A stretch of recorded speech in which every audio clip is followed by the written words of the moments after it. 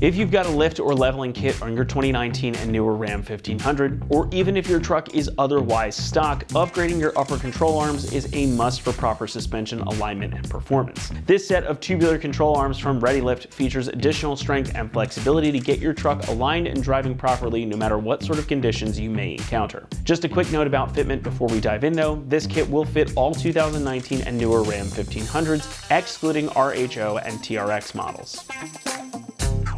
What we have here is a heavy-duty control arm setup that's designed to fit in place of your OEM upper control arms, and they'll work properly on your truck anywhere from stock height up to 3 inches of lift. ReadyLift has engineered a few things that help these stand out. First is, of course, the tubular design. These also come with brand new heavy-duty ball joints and polyurethane bushings at the pivot points. The ball joints are proprietary heavy-duty high-angle units, so not only are they a lot stronger than your originals, they're also going to offer increased angle. The arms themselves also have a bit more angle to them, as you can see. All of that means that you won't have any binding issues or problems getting the suspension aligned properly, even with a 3-inch lift on your truck. So the truck is going to drive just like it was originally designed to do without any issues. That tubular design, the ball joints, and the maintenance-free pivot bushings means that these will be stiffer and stronger than what your truck came with from the factory. And as long as you don't go overboard on the lift, they'll help accommodate larger tires, and will also allow you to get your truck properly aligned so it'll drive nice and straight and true down the road, and you'll be able to better maintain control of the truck.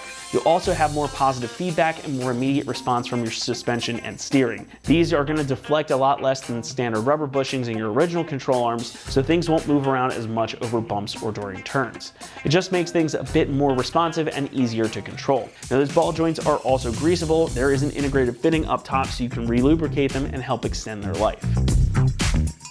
The arms themselves are made from DOM tubular steel, which is finished with a durable polyester black coating for additional good looks and protection. The bushings are polyurethane, which is that harder compound we were just talking about, and you've got those greasable heavy-duty ball joints with billet dust caps and integrated O-ring seals to help keep them protected from the elements. The pivots and the ball joint housings also have gussets on the welds as well, so all this put together means a strong, durable setup that should last you a good long while.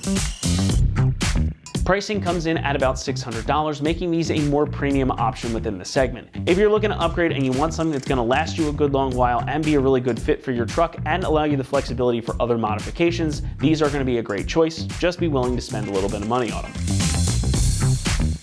Installation gets a 2 out of 3 on our difficulty meter, and the job should take you around 3 hours to complete. Now, these are a totally bolt-on setup that don't require you to make any modifications to your truck. However, separating ball joints can be a bit of a pain, so make sure you've got the proper tools and some time set aside to get the job done. Also, make sure you get a proper professional alignment done once you've got everything buttoned up and back on the ground. We are going to walk you through the install process now, so for that, let's head on out to the shop. Tools required for this install include an impact gun, a caliper hook, a hammer, 18 and 21 millimeter ratcheting wrenches, a clip remover tool, scissors or diagonal cutters, and a 21 millimeter swivel socket. What's up guys? Today we're installing a set of upper control arms on our Ram, so let's get started. So to start off, I'm going to pop out this clip on our ABS wire and also pop it out of this clip just to get a little bit of slack. Pop it out of there first, and then grab a clip remover tool to get behind this clip. Next, I'm going to grab a 21 millimeter ratcheting wrench to loosen up the nut on our upper ball joint. I'm not going to fully remove this until I smack the knuckle with a hammer to break that ball joint free, and then we'll fully remove the nut.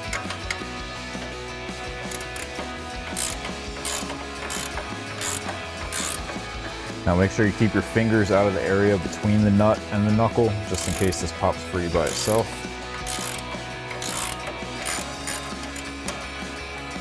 Now that's loose, so I'm going to give it a couple taps with a hammer, break that free.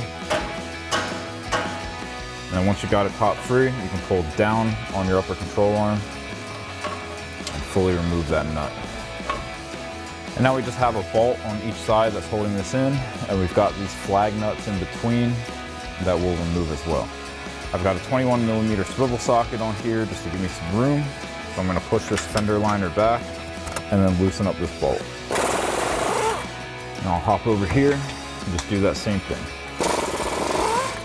Now our flag nut fell out on this side, but not on this side. So I'm going to get behind the fender liner, start pulling my bolt out, remove that. remove the bolt on the other side, and remove your upper control arm. So now we can reinstall our new upper control arm. Now this one's labeled driver or passenger side. So we're just gonna slide this in, get our bolts through, and our flag nuts on the other side.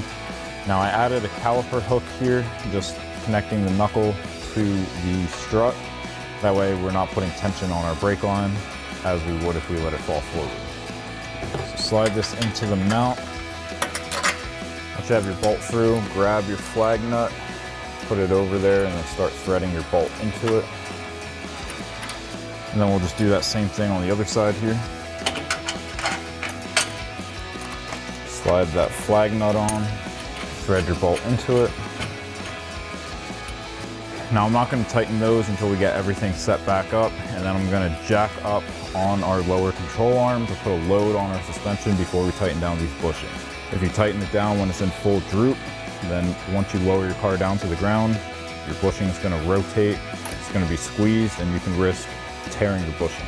Next, we're going to connect our upper control arm ball joint to the knuckle. Now we do have this spacer that's going to go onto the stud at the bottom of the knuckle here. There's going to be a tapered side, and that's going to be pointing towards the knuckle, and then there's just a flat side that's going to be pointing down. So I'll get this out of the way, pull my hook off,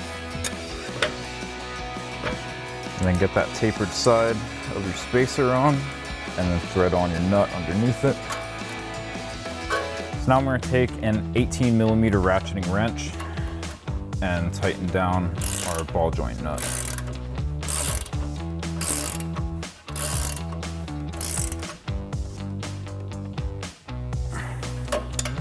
Next, we're going to install our zip tie clip. Now this clip is going to press into this tab here, and it's going to hold our ABS line. Now what you would want to do is cut this factory clip off so that you can put this zip tie on that grommet just like it is from the factory. Now our upper control arms are going to be going back on this, so I'm not going to cut this off. I'm just going to loosely put this on the wire. I'm just not going to crank down on it. And then I will press it into that tab. And then you can take a pair of scissors or diagonal cutters and just cut off the excess of that zip tie. And once you have that done, you can clip your ABS wire back into your brake line. So now I've got a pole jack under the lower control arm. I've cranked up on it so that we've got a good load on our suspension, and now we can go back and tighten down our two bolts up top. So grab that 21mm swivel socket again and tighten them down. And then you can remove your pole jack and repeat that same process on the other side. Now once you have your new upper control arms on, you are going to have to grease your ball joint. Now this has a fitting for a small needle type grease gun. So if you don't have that, you can get an adapter for your grease gun for a needle fitting, and you're just going to apply pressure to push that ball down and grease your ball joint until this boot starts to expand. Now we actually don't have that attachment on us, so I don't have one to show you, but that's how you're going to do it. So that'll wrap up this review and install of the ReadyLift tubular upper control arms for 0 to 3 inch lift for your 2019 and newer Ram 1500, excluding RHO and TRX. Thank you for watching, and for all things Ram, keep it right here at AmericanTrucks.com.